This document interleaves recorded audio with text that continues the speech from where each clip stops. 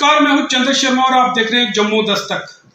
इस समय मेरे साथ मौजूद है नेशनल कॉन्फ्रेंस के पूर्व मंत्री और जिला राजौरी और पुंछ की एक बुलंद आवाज सैयद मुश्ताक बुखारी।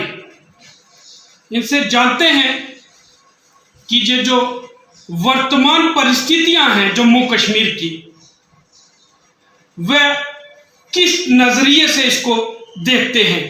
क्या आने वाले समय में क्या ये परिस्थितियों में बेहतरी आएगी या फिर जब ये पुनः सत्ता में आएंगे तो किस तरह से इसे बदल पाएंगे। सर, स्वागत है आपका जम्मू दस्तक में। सर दत्ता साहब, बड़ी खुशी की बात यह है कि आप पूर्व जोरी से ताल्लुक रखते हैं और पूर्व जोरी की परिस्थिति क्या बताएं। एक तरफ पहाड़ है, बड़े बड़े ऊंचे पहाड़, दूसरी तरफ बॉर्डर है और बीच में हम लोग पिस रहे हैं। यहाँ अखनूर से लेके मंडी लॉर्ड तक hats off to our people. मैं तो यही कहूँगा कि हर किस्म के सर्कमस्टांस में हमारे रास्ते हैं, चाहे वो 65 की जंग हो, 73 की जंग हो या मिलिटेंसी का दौर हो, हमने हर दौर में अपने आप को जिंदा रखा। अपनी जो परंपरा है, हमारे जो सोच है, उसको कभी बदलने नहीं दिया। एक वक्त ऐसा भी है, मुझे याद है कि जब मिलिटेंसी इतने अरूज पर थी कि पूर्ण जोरी के घर घर में मिलिटेंट पहुंचा हुआ था, लेकिन हमने फिर भी परवाह नहीं की। तो हमने लड़ा, उनसे भी लड़ा, जंग में बॉर्डरों को भी हम लड़ते हैं। और ये जो नई हुकूमत आई है, जिसका ना कोई सर है ना पैर है, तो क्या पता आपको बुरा लगे, जिसका ना कोई सर है ना पैर है, मुझे तो उसमें ताज्जुब आता है कि फिर उसको पॉलिटिशियन कहता है कि मैं विरोध फील करता हूँ। एक पॉलिटिशियन कंट्री के लिए वरदान होता है। कंट्रियाँ कैसे बन जाती, ऐसे थोड़ी कंट्रियाँ बन जाती हैं। महात्मा गांधी, कायदे आजम, पंडित जवाहरलाल नेहरू, ये लोग पैदा होते राजा के लिए, तो कंट्रियाँ कहाँ बनती। कंट्रियाँ ऐसे ही बिखरी बिखरी गाँव और पंचायतें होती। इन्होंने मुल्क बनाया और आसाम से लेकर पुंछ तक सबको एक मुट्ठी में जोड़ दिया। इसमें हिंदू भी है, सिख भी है, मुसलमान भी है, ईसाई भी है। और वो सोच दे दी कि सब एक दूसरे को भाई भाई सब। जब एक घर का मालिक अपनी औलाद से, अपनी बेटी बीवी बच्चे से इक्वलिटी और अच्छा सलूक करेगा, तभी वो घर जिंदा रहेगा। बाप एक बेटे को कुछ कहे, बेटी को कुछ कहेगा, तो वो घर नहीं चलेगा। और ये नेचुरल है। ये घर में जो फैमिली है वो सब 370 और 35 ही आ रहा हूँ जी। और जम्मू कश्मीर, जिसे हिंदुस्तान का ताज कहा जाता है, और ये वो जम्मू कश्मीर है जहाँ 80% मुस्लिम पॉपुलेशन के बावजूद भी हिंदुस्तान के साथ इलाज किया था। दूसरी तरफ मुसलमान कंट्री थी, हमने उसको रिजेक्ट कर दिया था। उस कंट्रीज के साथ आप खिलवाड़ करना चाहते हो, उस जम्मू कश्मीर के साथ आप खिलवाड़ कर रहे हो। पहले आपने दफा 370 उड़ाया, फिर 35A उड़ाया और फिर इसका स्टेट उड़ के खत्म। अरे सर के ताज को तो और ऊंचा करना चाहिए। और ये जो दफा 370 है, ये खत्म करके इन्होंने जो पुल था हमारे दरमियान और उसको कमजोर कर दिया है। और ये मैं नहीं समझता हूँ कि इन्होंने कोई अच्छी बात है। बदकिस्मती है हमारी। और लेकिन आपकी पार्टी नेशनल कॉन्फ्रेंस जो है उसके विरोध में अभी तक फाइट करती आई है। मामला न्यायालय में है। न्यायालय में जी, तो आप क्या कहेंगे अभी उसमें? हम क्या कह सकते हैं। अब हम सुप्रीम कोर्ट पे पूरा यकीन है कि हमारे दफा 370 को बहाल करेंगे, हमारे जो राइट्स हैं वो वापस करेंगे और हमारी स्टेटहुड भी वापस करेंगे। और जब हमें वहाँ से इंसाफ नहीं मिलेगा फिर देखेंगे। अभी तो हमें यकीन है हमें इंसाफ मिलेगा, न्यायालय से हमें इंसाफ मिलेगा, हमारी रियासत भी बहाल होगी हमारा दफा 370 भी वापस आएगा और हमारे रिश्ते अपनी कंट्री के साथ ज़्यादा मजबूत। ऐसा लगता है कि हमें राज्य का दर्जा वापस मिलेगा और चुनाव की प्रक्रिया शुरू हो पाएगी। अभी जो लीडर्स हैं या पार्टियां हैं वह एक्टिव हो चुकी हैं, मैदानों में उतर चुके हैं। इससे क्या हमें मिलेगा कि हमें आने वाली जो सत्ताधारी पार्टी होगी उससे जनता को किस तरह का एक फायदा होगा, या फिर हर एक पार्टी अपनी सत्ता में आने के लिए जोर लगाएगी? वो तो हर पार्टी लगाती है, उसको आप रोक नहीं सकते। पैसा भी लगाती है, अपना मंसूब भी बनाती है, लेकिन ये ज़रूर है कि डिलिमिटेशन जब तक होती, डिलिमिटेशन के बाद उन्होंने इलेक्शन करवाना है और उसके बाद वो जमहूरी हुकूमत बनेगी और उसके बाद भी जम्मू कश्मीर का फायदा होगा। जो काम जमहूरियत में जमहूरी हुकूमत के अंदर होते हैं ना, वो इन गवर्नर रूल में नहीं होते हैं और लोगों की आवाज़ उन तक नहीं पहुंचती है। वो ब्यूरोक्रेट कोई दिल्ली से आया है, कोई तमिलनाडु से आया है, उसको अपनी नौकरी से मिलता है, उसको अपने टेबल पर लिखने वाले के लिए वो कागज और स्याही चाहिए बस। पब्लिक को क्या प्रॉब्लम है, नचाने वाले को क्या प्रॉब्लम है, तो वहाँ कितने गोले आगे बढ़ते हैं, ये थोड़ा आपका चीफ सेक्रेटरी जानता है। गोलों की आवाज़ हमें सुनाई देती है ना, उसको नहीं सुनाई देती, इसलिए जब जम्मू कश्मीर। लेकिन क्यों नहीं आखिर केंद्र सरकार आपकी बात सुन रहा था? आपके बड़े नेताओं ने भी जोर लगाया, बोल गए, कहाँ सुनी हो रही थी? सुने, ये एक सिस्टम बनाया है इन्होंने, या एक फेज होता है, उनकी अपनी एक सोच है। जम्मू कश्मीर में हमें डिस्टर्ब कर रहे हैं कश्मीरी लोग। नहीं, वो भी सुने असली बात भी क्या है ना, कि वो कहते हैं कि 70 बरस से हमें नचाया हुआ है हिंदुस्तान पाकिस्तान को, जरा इनको क्रैश करो। ये तो कोई बात नहीं है, गोली से नहीं काम चलेगा। अगर कोई गलती है लोगों में वो सुधारी जा सकती है और इस वक्त 80% लोग सुधर के हैं। लेकिन अगर आप फिर उनको कभी दफा 370 तोड़ के अपने से दूर करते हो, कभी 35 तोड़ के उनको और धकेलते हो, क्या कहते हैं वो 50% लोगों के पास, ये तो कोई अक्लमंदी नहीं है। खत्म तो आप किसी को कर नहीं सकते, लेकिन उनकी सोच बदलो, उनकी सोच को बिगाड़ने की कोशिश मत करो, ताकि वो लोग हुर्रियत को छोड़ के अलग जो ताकतें हैं उनको छोड़ के हमारे साथ आए, नेशनल स्ट्रीम में आए और हिंदुस्तान की तामीर तक में काम करें। 370 और 35 से के बाद जम्मू कश्मीर में कितना लाभ और कितना नुकसान हुआ है? मुझे नहीं लगता, आप हमसे ज़्यादा जानते हैं, लेकिन कोई फायदा नहीं हुआ, कोई एक पैसे का फायदा आप ही बताओ। बड़े बड़े दावे करते थे, ये होगा तो वो होगा। अरे 60 रुपये किलो वाली चीनी 110 रुपये की होगी, 100 रुपये वाली दाल 300 रुपये की होगी, यही फायदा।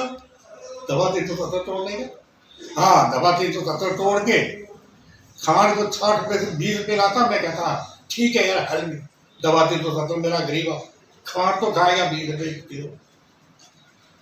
3 गुना कीमतें बढ़ गई हैं हर मसले में, और कोई प्रोजेक्ट भी आपने नया नहीं दिया। जो पुराने प्रोजेक्ट हैं वो भी स्टैंड स्टिल कर दिए, जो हमने लाए थे दिल्ली से लड़ कर आए थे, फारूक साहब ने, शेख साहब ने, उन पर तामीर की काम हो रहा था, लेकिन अब वो आया मील तक पहुँचने थे, लेकिन वही बीच में पड़े और उधर ध्यान ही नहीं है। बस एक ही इशू है, हर हर मोदी, घर घर मोदी। अरे बोलो, मोदी जी का बढ़ा लो, तकमा क्या कहते हैं बुद्ध बढ़ा के पूछो, हमें क्या एतराज है, लेकिन पूजा तक रखो ना, उसको सियासत में मत लाओ। किसी का हक मत मारने की कोशिश करो, भाई को भाई से मत लड़ाने की कोशिश करो। आप मुझे बताओ, आप में हमें कोई फर्क है? शक्ल भी एक ही है, तुम्हारा ड्रास भी एक है, और साड़ी लैंग्वेज भी एक ही है, और मुसीबत भी एक ही है, फिर फर्क क्या है? अरे आज तक कोई फर्क नहीं है, लेकिन अब आप लोगों को डालेगा। बुखारी है मुसलमान है, ब्राह्मण दत्ता है, इस तरह ये अच्छी बातें नहीं है। और वो फिर हिंदुस्तान जैसी कंट्री में ये बातें नहीं चलेंगी, जहाँ 1.5 लाख हमारी ज़ियारतें हैं मुसलमानों की, कई लाख मंदिर हैं, वो क्या कहते हैं ईसाइयों के वो चर्च है। आप सिर्फ तमाम मस्जिदें और चर्च गिरा के एक मंदिर पूरे हिंदुस्तान में बढ़ाना था, क्यों नहीं बने? न लोग ही बनने दी। हम पहले ज़माने में आए थे खिलजी वगैरह, उन्होंने कहा था पूरे हिंदुस्तान में बढ़ा दिया जी मस्जिद। फिर क्या मस्जिद बढ़ाने से पूरा हिंदुस्तान मुसलमान हो गया? तुम पूरे हिंदुस्तान के कोने कोने में मंदिर बना दो, लेकिन 30 करोड़ मुसलमान ही रहता, याद है। फिर तुम 30 करोड़ मुसलमानों को अपना समझो ना, अपना समझ के उनको अपने साथ चलाओ। कांग्रेस को शिकायत देते हम आपके साथ, किसी और तंजीम को शिकायत देते हम आपके साथ। आप हमारा ही बेड़ा गर्क करें तो आपको कौन साथ देगा? इसके 4 हिंदू फिरका पास जो है नौजवान मुसलमानों के होते हैं, हिंदू वो नाचेंगे कूदेंगे, लेकिन 1-2 साल के बाद आएगी या तो जब जवानी से ढलेगी ना, फिर उनको समझ आएगी नहीं भाई हिंदुस्तान ऐसे नहीं बन सकता किसी के खिलाफ, हिंदुस्तान में सबको साथ ला जी। पार्टियां तो रहती ही हैं वजूद में, लेकिन जो अपने आप को हिंदूवादी पार्टी कहते हैं या फिर जो मुसलमानों की जो कहते हैं कि पार्टियां हैं, जो आरोप प्रत्यारोप राजनीतिज्ञों द्वारा लगाए जाते हैं, लेकिन मुसलमान हिंदू पार्टीज को वोट देते हैं, हिंदू भी मुसलमान पार्टीज को। आखिर भेदभाव कहाँ रहता है? क्या किस कुर्सी के लिए रहता है? एक कुर्सी के लिए रहता है और हम पार्टी से चलाया निचले स्तर के लोगों को फिर क्यों ऐसा? आप देखो हिंदुस्तान में कोई भी इलेक्शन होता है उसमें हिंदू को वोट मुस्लिम का पड़ता है, मुस्लिम को वोट हिंदू का पड़ता है। तो फिर विरोध क्यों होता है? फिर विरोध अगर ये विरोध नहीं करेंगे तो उनकी चिट्ठी कैसे चमकेगी? मान लीजिए मैं हिंदू हूँ, मेरे साथ 10 वोटर हैं, 90 वोटर को मैंने अपने साथ वोटा किस तरह मोड़ूंगा? मेरी पार्टी मेरे काम पर तो नहीं आएगी, मैं कहूँगा मैं हिंदू हूँ तुम आओ मेरे साथ। मैं मुसलमान हूँ, 50 मुसलमान को अपने साथ मोड़ना, मेरे साथ 7 मुसलमान हैं, 43 मुसलमान को मैंने नारा लगा के वापस लाना है, नारा तक भी लगा, आ जाओ मेरे साथ। बस और कुछ नहीं है। विशेष राजौरी और पुंछ के लिए क्या संदेश देना चाहेंगे? राजौरी पुंछ के जो युवा हैं या फिर दिशाहीन हो चुके जो युवा हैं उनके लिए? राजौरी इंशाल्लाह ठीक रहेगी, यहाँ कोई भी फिरका परस्ती नहीं आएगी, यहाँ सिर्फ और सिर्फ पहाड़ी रहते हैं और गुज्जर रहते हैं, 30% गुज्जर और 70% पहाड़ी। पहाड़ी में कोई भेदभाव नहीं है, चाहे वो सिख है, चाहे हिंदू है, चाहे मुसलमान है। पहली दूसरी मेरा कमजोरी वाले लोग आने वाले वक्त में अपनी नस्लों को बचाने के लिए हम जो स्ट्रगल कर रहे हैं उसका साथ देना चाहिए। तो आप समझते हैं जैसे 80 को रिजर्वेशन मिलती है, गुजरों को भी रिजर्वेशन मिलती है, अब 100 में से 84 सीटें SC/ST ले जाते हैं, उन लोगों को क्या मिलेगा? बस उसके लिए हम स्ट्रगल कर रहे हैं, हमारे बच्चों को भी नौकरियां मिलें, और उसके लिए हम चाहते हैं पहाड़ियों को भी रिजर्वेशन मिले, कैटेगरी मिले।